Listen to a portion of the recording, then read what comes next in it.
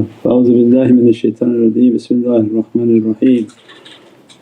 Atiullah, Ati Rasul, ulul amri minkum. And always a reminder for myself, ana abdukal ajisa, da'ifa, miskeen, zalim, jahad. And but for the grace of Allah that we're still in existence, alhamdulillah. InshaAllah, what we have from our online family, inshaAllah, all the SMC people, mashaAllah, with all their help.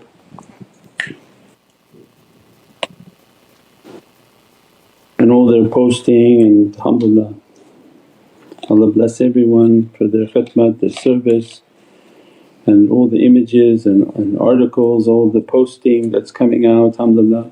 InshaAllah we need to post more reels so that we can put them on social media, and make sure that if you post a reel and high quality, that you email to Ali Aftab. Ali will put his email in the comments, that way he can get a copy of it and post it through the official social media channels, inshaAllah.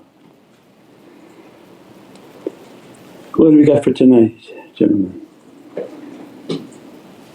As-salamu alaykum wa rahmatullahi wa barakatuhu Sayyidi. Wa alaykum salam wa rahmatullahi wa barakatuh. How can we comprehend the process of detaching from our ego or self in the context of energy practices?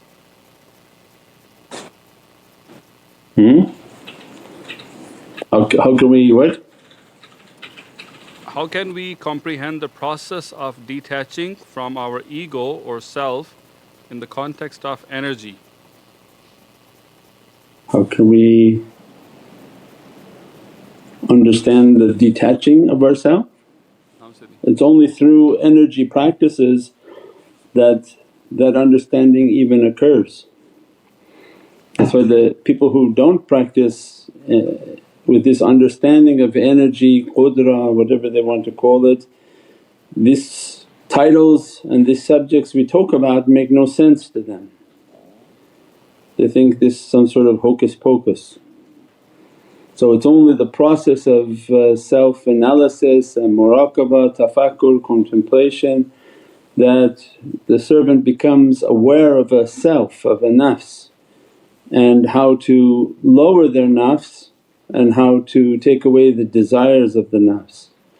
So it's only through the people whom they take a path of meditation, tafakkur, self-analysis, analysis of the nafs, the ego, and only by the energy practice. As-salamu alaykum wa rahmatullahi wa barakatuh.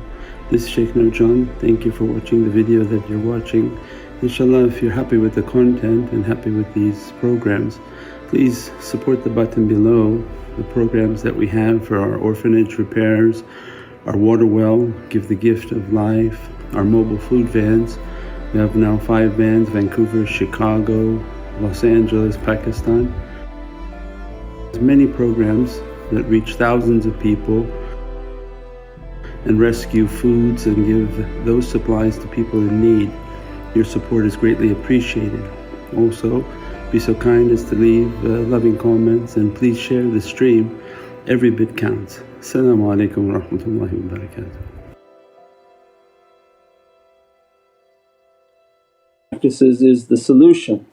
So if somebody teaches you that, okay, now identify your problem, and your problem is going to be the bad desires, the bad whisperings, the bad images, but left it at that, everybody would just find all of these horrific energies, thoughts, desires, what would be their solution?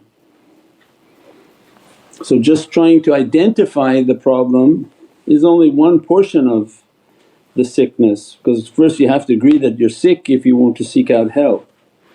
So people whom don't look at themselves, they don't see themselves as sick. So what we call a double ignorance. When you're ignorant then you're in good shape, but if you're ignorant of your ignorance you're dangerous, because 2 negatives makes the person think they're positive. They're not even thinking there's something wrong with themselves. That's a dangerous person. So first step is to understand that, no, I'm a zalim. That's why we say the door is the du'a of Sayyidina Yunus, La ilaha anta subhanaka inni kuntu minadh dhalimeen. That glory be to Allah and verily I'm an oppressor for myself. This is Qur'an. So Allah is giving to us that if the Prophet of Allah is reciting this is the doorway towards self-realization, that glory be to God and I'm an oppressor to myself. If a Prophet is reciting that, then imagine what normal human beings should be reciting and how often they should be reciting. So the one who doesn't think themselves sick is very dangerous. The one whom Allah inspires within the heart is, no, now realize you're sick. And all recovery comes through acknowledging your sickness. That's why the AA programs and Drug Anonymous programs are so successful, because it takes from the tariqah reality that to admit that you are powerless and that you have a disease. And everybody is powerless, everybody is an oppressor, everybody has a disease. Now it's a matter of what disease do they have. So one is identifying that I'm sick and that this nafs is going to cause extreme danger upon me and my eternal journey. Now what's the solution for that sickness? That's why there has to be then energy training, because it's not something physical. So I need now an energy greater than myself to take away this problem. Right? So I have to acknowledge there's a power higher than myself and I need to take away this problem. That power is Allah. And Allah has left upon this earth guides, mentors, people whom will give us advice regardless of what our ego and our nafs is speaking to us. Because remember, all these years this nafs has gotten you into this trouble. Now you declaring a fight against your nafs, he's not happy with that. He's not about to let you go. So you've been held captive in his basement for many years, and whatever abuse he's put upon you, now you decided, time for me to run away. But you think he's unlocking all the doors and letting you go? Or it's just now you're realizing, no, I actually have to fight my way out. This would be Prophet brought for us jihad al-akbar. The great fight is to escape from the dungeon, and it's not going to be by yourself because you were down there for all these years by yourself. So how do you get a mentor, a guide and somebody who will begin to advise you that is not a partner with your nafs? And that becomes the great struggle in life, is that, my Lord, I want to fight my bad character and I want a guide. I want somebody who will guide me out of these tricks that my ego, my nafs has put upon me. And now that I know it's holding me hostage and wants every badness for me and I don't trust its reality and its advice, I want a reality and a guide from a higher source, a higher dimension. And we've given all the talks and the people whom have escaped the basement. If you ask other people in the basement, means other people whom they're with their nafs, what benefit going to do for you? So you go to the park in London where every nafsani hoodlum is trying to do da'wah and say, I want to ask these people how to escape from my nafs. How could they give you any advice when they're all beholden to their nafs? So it means we seek out people whom have escaped this basement and they're under the prophetic character. If Allah is describing for Prophet khuluqul azim, that you're of a magnificent character, then these people whom we seek out should be of a ranking that Prophet describes of them, they are of a magnificent character. Because you're not going to get Allah to say that about you, Allah says that only about Sayyidina Muhammad. But this khuluq that Prophet is happy, one, the student must have an immense love, the guide must have an immense love for Prophet to even be in the category of being called like that. Because you'd be with whom you love. So those whom love Prophet and they draw near to his reality and the khuluq and the character and the examples, as a result of that closeness their character starts to resemble that goodness and that beatific nature, never to the level of Sayyidina Muhammad. Those are the Sultan al-awliya, in which their kindness, their rahmah, their mercy is something that you can't imagine. They don't spread backbiting and gossips and plans and deceit and deceptions. These are very, very high level souls that you may meet once in a lifetime. It's not just a rank everybody gives to somebody and say, here you're now Sultan awliya, you're Sultan. No, these are characters, you meet them you know that this is a Sultan because of the softness, the gentleness, the fountain of mercy that emanates from them of love. And all of those whom are training in that way are trying their best to emanate that sense of love and mercy. With all its impossibilities and all the bad nature of people trying to harm them is a very difficult path to take. So these are the people whom we seek that represent Prophet of rahmah, mercy, kindness, gentleness. Not the people calling people kuffar, not the people calling everything hard, making everything difficult, making everything as a judgment. Shaitan already does that. So we're not here to gather with shaitan and cast people out of paradise. We're here to call people back into paradise, that no matter what shaitan has told you, come back into paradise, don't worry about it, Allah's rahmah is immense. Let Prophet intercede for people. So those types of guides we search in our life and then we start to connect with them because they're physical and spiritual, they are representatives of the world of light. When you find guides like that who represent the world of light, they teach about the world of light, then what happens? You have to keep their company by order of Allah. Ittaqullah wa kunu ma'a sadiqeen. Why the first is ittaqullah? Because these are not people who are physical. Taqwa is not physical. The external people, if you ask them, what's taqwa? Ya akhi, I have taqwa. Why you have taqwa? Taqwa is not something physical. Taqwa is the sense of immense fear, but in reality it's a love for Allah. Blind people don't have taqwa. If you're spiritually blind and wherever you are out there, if you have spiritual blindness, you do not have taqwa because you're blind. What is there to fear? More blindness? Can you tell a blind person, now you're even more blind and they're going to be crying the next day? No. So taqwa and what Allah is giving to us are the people whom I've began to open their heart. Now I have a rope on their neck. They struggled, they strived with sincerity, Allah opened hearing and seeing. With all their life and all their struggle, what Allah gave to them is like a rope around their neck with razor blades. They don't risk losing that gift. So as an immense reality they have a taqwa and a fear.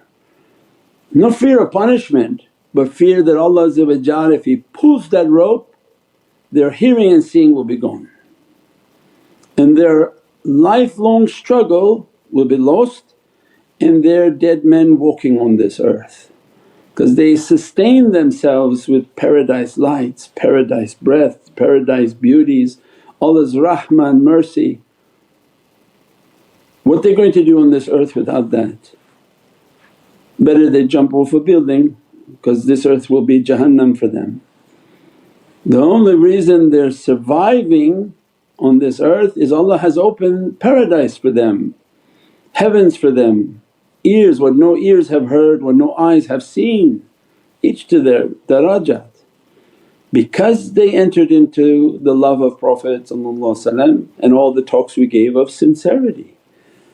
That when they're sincere with their heart, they live a life of service, Allah begins to slowly open their ears, because first is ears, samina wa ata'na.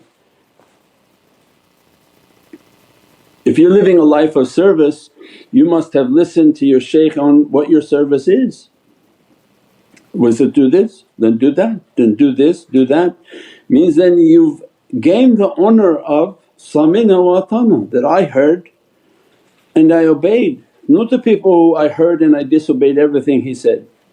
I rationalized it, I made it my own thought, I said, no it can't be done, no it should be like that, no we won't be able to do. But these people, if they said, even if the shaykh said to him, go, and if all the fire in the world was set in front of him, he will go. If it has to walk through the fire, burn through the fire, he will go. It doesn't see a blockage, because these are the distractions of shaitan. So you see, then the rank of hearing is not what people understand. So they may say, go to that area and every type of difficulty face you that you won't be able to go, you go. Whatever difficulty, fire and testing comes, your job was to face your fate. And what the Grand Shaykh gave a small example just for material people to understand. Shaykh Dagestani threw a log to Shaykh Abdullah Faizi Dagestani, he was a young boy, he said, break it. The minute he threw it, he caught it, he said, break that. In a minute he cracked it. And big men are looking, say, how that boy broke that? Says, because he doesn't think. He has an immense himmah. When I said, break it, he didn't think for a moment, how I'm going to do this? Immediately just moved on the action of his shaykh and Allah broke it in an instant. Because these are the people of faith and iman. So when we're saying, samina wa ta'ana, it's not something easy. It's that every blockage that shaitan is putting in front of you, your rational mind says, it can't be done, it won't be done, should not be done. They're the people of, they don't hear that, they're not going to listen to shaitan. If the shaykh said it's done, it's done. And I'm going to die doing it. So then Mawlana Shaykh would give the example then, they tell you, go to the ocean, in your life you'll get commands that are not literal, but he said there will be one day in your life or many days in your life, seems like an ocean in front of you, but they gave you a bucket with holes and they say, empty that ocean. And your life was to begin taking the water out of the ocean, never thinking that the ocean is too much and the bucket is too damaged. We said, this is our lives. You're surrounded by people, you're given a task, you say, how these people are going to accomplish this task? It's not your business how they're going to do it. You just do it, you do it until Allah grants a success, and you find mashallah those people did amazing things. And the bucket wasn't so broken, maybe it appeared to be broken, but it wasn't for us to judge what Allah wants done. So people think, oh I heard this and I did that, I heard this, no, their life is like that and people don't even understand their lives. And so, how you go to this, how you go to that? And this was the reality of their lives, that these are the servants in which they heard and they do. And doesn't matter shaykh likes them, don't like them, 10,000 shaykhs like them, 10,000 shaykhs curse them, they don't care, they have nothing to do with them. Because they've all come and they've all said something and all have gone and we're still standing. So as long as Allah wants it done, it will be done. As long as Prophet wants it done, it will be done. So this life of ours is we heard, we obeyed. We didn't care if anybody else heard it, because that's not, my grave is by myself, right? The concept is not, I heard, everybody else also, did you hear that too? Okay, we're good, okay, yeah we should do now. No, I heard it and it will be done, and that's all that matters. So our life is this training, so it's not something small. We say it fast, people think, okay I hear and I do. No, it's our whole life process of these servants that they heard and they obeyed, they heard and they obeyed. As a result, Allah through their hearing and their service, what happened? Began to open their spiritual seeing. Why? So that was a rope. Ittasimu bihablillah is the physical, one is spiritual, that one day you imitate holding a rope. But when Allah opens for them spiritual vision, they're holding the rope. They're holding the hand of Prophet, so they're not going to risk anything like that. And that's when the ayah of Qur'an is really talking. So ayahs of Qur'an have different levels. Itasimu bihablillah means that hold the rope and don't separate, means that when you're holding the hand of Prophet never take your hand off. So don't do anything with your bad character that would take that hand off, don't do anything of disobedience that would take that hand off. And you make mistakes, quickly repent. These people have a taqwa. So then, yeah, the guy at the park he thinks he has taqwa. You think they went through any of these trainings? No, they're blind as a bat. If they're behind 7 feet of steel and they'll never see the Divinely Presence, if you add another 15,000 feet of steel it makes no difference for them. So how can somebody blind have taqwa? If Allah found satisfaction in their actions and their deeds, Allah would have opened for them the locks of hearing and the lock of seeing, because these are the locks that shaitan has put upon. Allah says they have a lock on their hearing, they have a lock on their seeing, and they have a khiswa over their heart is veiled. As a result, the sheen of shaitan guards them. If you don't have those 3 locks, shaitan has no access to you. So shaitan comes to you only because he has these 3 locks on the servant. There's a lock on their hearing, they can't hear, shaitan can play with them. They can't see, shaitan can imitate and deceive them. They have a veil and a fabric over their heart is veiled from vibrations, then shaitan can play with them, talk to them and inspire them. And then that's why the sheen, because it's a scene, it's a secret. But if shaitan is involved there's 3 locks, that's why they can't access. So these 3 locks have to be broken. And these sincere servants of Allah, Allah opens their hearing because they're hearing. They understand the coordinates and they achieve it. They do their coordinates, they achieve it. They don't care families like it, family doesn't like it, people like it, nobody likes it. The lock will be broken. And as a result Allah begin to open their spiritual vision. They keep their eyes clean, they keep their heart clean. They don't leave the boundaries of Islamic law to the best of their ability and their knowledges. Then Allah removes that lock of seeing and they begin to see through their spiritual vision. And as a result of their hearing and seeing, they feel vibrations because they hear it, they see it. The vibrations are very real for them. I told you if you can see something it becomes very real for you. If you can see the devils, it's very real. They begin to bite you and you understand that they're biting you. Means what? Now the fabric, the khiswa and the veil has been taken off the heart, their heart is alive and vibrating. Every vibration and energy they're feeling the vibrations because it's truly alive and it picks up all of the energies and vibrations that are coming on it.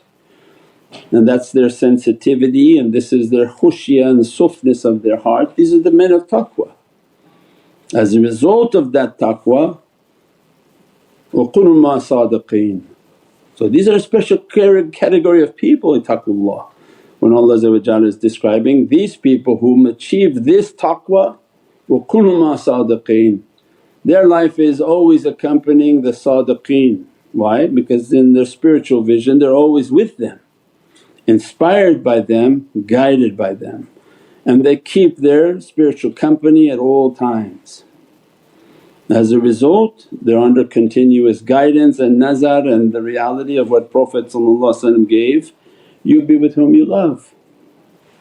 If you love the men of God, you'll be with these men of God and they love you. So this is not a easy thing to achieve. These men, when you accompany them, they work from the world of light. As you're trying to uplift yourself from badness and bad vibrations, as soon as you meditate, that energy comes to be present with you. All that Allah dressed upon their soul is free disbursement. Who calls upon them, their souls are vigilant and in an instant at the speed of thought is coming, and coming from the powerhouse. And who's coming to you is in that world of light, it's but one ocean. You're talking about the oceans of singularity, but the physical world is multiplicity. When you call upon the world of singularity and the world of light, you call upon a name that's familiar to you because this is the shaykh you know, this is the shaykh you're hearing, this is the shaykh that you understand. As soon as you call upon, that ocean of singularity is coming to you, that shaykh is coming, his shaykh is coming, his shaykh is coming, his shaykh is coming, his companion coming, the companion coming, companion coming, all the way to the Muhammadan haqqaiq is present. It's but one ocean, Muhammadun Rasulullah. So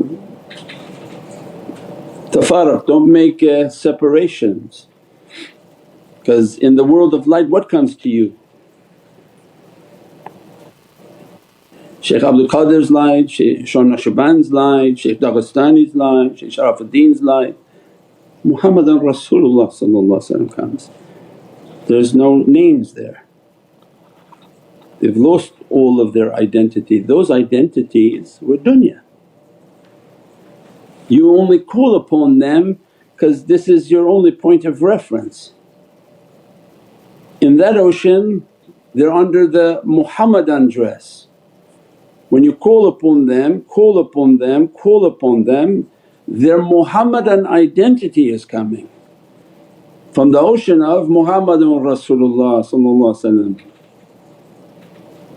That's why when we go to maqams, the awrad and the du'as of the maqam is praising upon Prophet because you're not going and saying, oh this is mashallah such an amazing servant that he has uniquely established his unique individual lights of himself. What did he establish as a result of his sainthood? The Muhammadan presence. So when you're going to his maqam, you're praising upon his Muhammadan reality, that he achieved immense oceans of Muhammadan haqqaiqs like treasures and fountains of this reality, and you're praising upon Prophet that this Muhammadan servant of yours, that if he embraces me he begins to dress me from these haqqaiqs. But it's from one ocean, Muhammadan Rasulullah. So these are immense realities that these people exist upon this earth. The softer their character, the lovingness of their nature allows people to connect. If their nature is thorny, if their nature is mean, if their nature is too abrasive, what happens? Anything with too many thorns, very few things can attach to it because as you're drawing it's like, ooh, this is hurting, it's too thorny. That's why the nature of these huge awliya and those who've been trained by them is their nature is try to make themselves softer, softer, softer, softer. Why? So then more can attach to its reality, more people find a pleasant experience as they're drawing near to that soul, and that's all that they need in these last days. is that people draw near and they begin to attach to the Muhammadan light, and their love for Sayyidina Muhammad increased, their tashrif, their honour, the nobility and the immense love for Sayyidina Muhammad begins to attach. That's why in construction anything lumpy you have to sand it, sand it, sand it. Once it's nice and smooth then you attach something to it. If it's all lumpy and spiky nothing attaches to it, it falls off. That's why the good character, don't be lumpy, don't be grumpy, don't be angry, just be smooth and loving, and these realities and people can find a tranquility within their heart to draw near. And as a result the energies are flowing, the Muhammadan lights are flowing, and that's enough to free that servant from the dungeons of their nafs and bad characters, inshaAllah.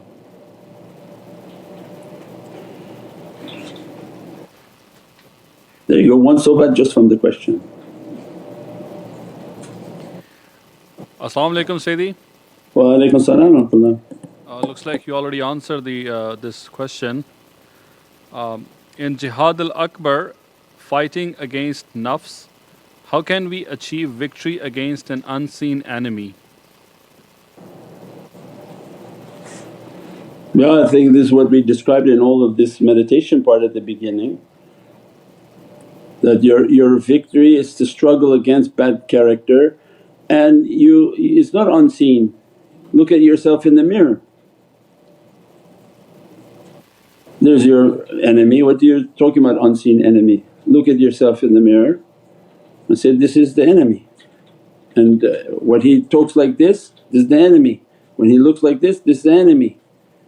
There's no outside person is a bad person, it's only look at yourself in the mirror. Look at ourselves in the mirror and say, Ya Rabbi, I'm sick of my bad character and rid me of it. Then your shaykh is not unseen, so visualize your shaykh. That's why you have to have a shaykh you know and you're familiar, you hear, your heart resonates. And as a result you focus on your shaykh and you say that, shaykh, through the light you have and the gift Allah has given to you, that be present with me and make me to be nothing. So no, your enemy is seen, very much seen. Look in the mirror and put a post-it note, say, this is the enemy, and he's hiding within this face. And every time I don't want to do something heavenly and I don't want to fast and I don't want to pray and I don't want to discipline myself, that enemy is looking me in the face. So no, the enemy is very, very well known, it's not unseen, inshaAllah.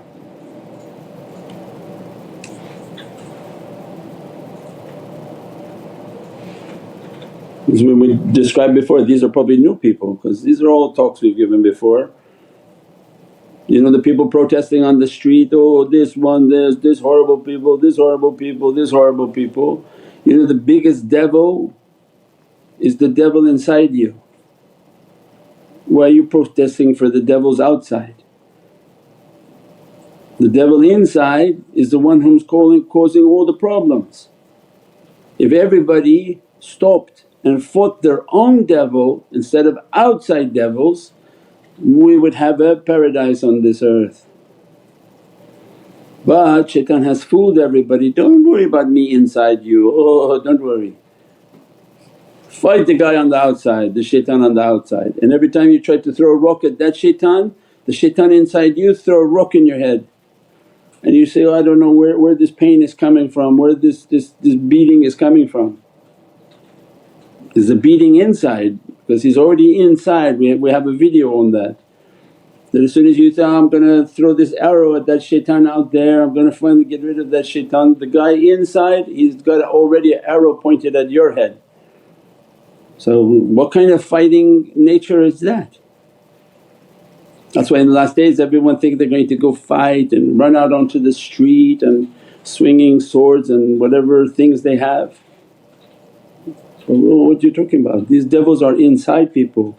These people are going to become lunatics and maniacs. There's no agenda, there's no purpose. The devil's inside everyone is going to make them all to become horrific. Look what they're doing in Haiti, they're eating people. Headquarters of black magic and Hutu, voodoo and all of that. So yeah, it's the devil inside people have to worry about, inshaAllah.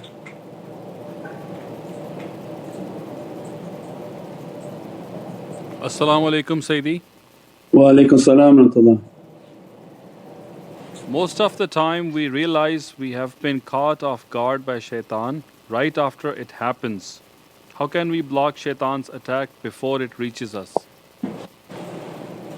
Yeah, you have to remember when he's attacking and put a note for yourself, and anytime you're about to get angry you recognize your characteristic, and if it's anger then you immediately have to put a outside reminder for an inside battle, that I'm always going to be battling anger, and you put a reminder for yourself. So as soon as you become angry, oh it's happening again.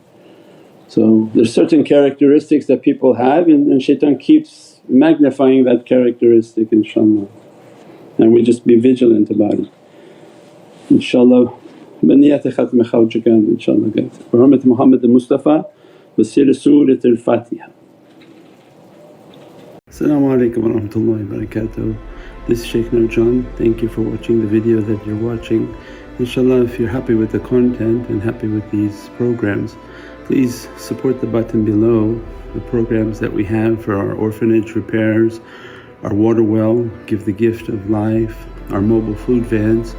We have now 5 vans: Vancouver, Chicago, Los Angeles, Pakistan. There's many programs that reach thousands of people and rescue foods and give those supplies to people in need. Your support is greatly appreciated. Also, be so kind as to leave loving comments, and please share the stream. Every bit counts. As-salamu alaykum wa rahmatullahi wa barakatuh.